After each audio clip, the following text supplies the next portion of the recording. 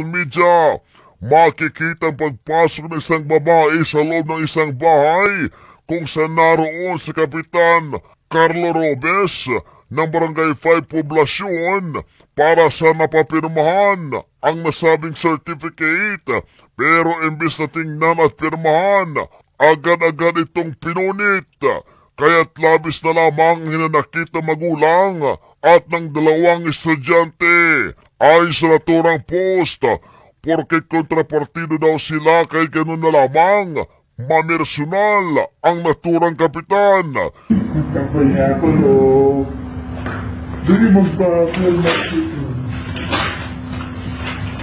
Sige, pwede na ka mo. Alayo na, sige. Alagay po yung restorya.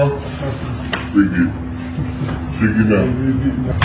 Ito na rin daw ang pangatlong beses na paglapit nila sa nasabing kapitan para magpapirma ng naturang Certificate of Indigency para sana mahabol at makapag-submit ang requirements na hinihingi ng Tingog Party List, pero nawala silang pag-asa matapos punitin sa harap nila ang certificate.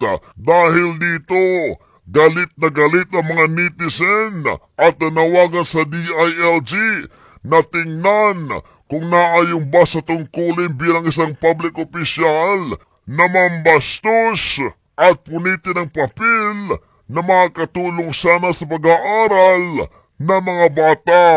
Nakikipag-ugnayan na ngayon ang Brigada News FM Tacloban sa kampo ni Barangay Chairman Carlo Robes para kunin ang kanyang panig. In the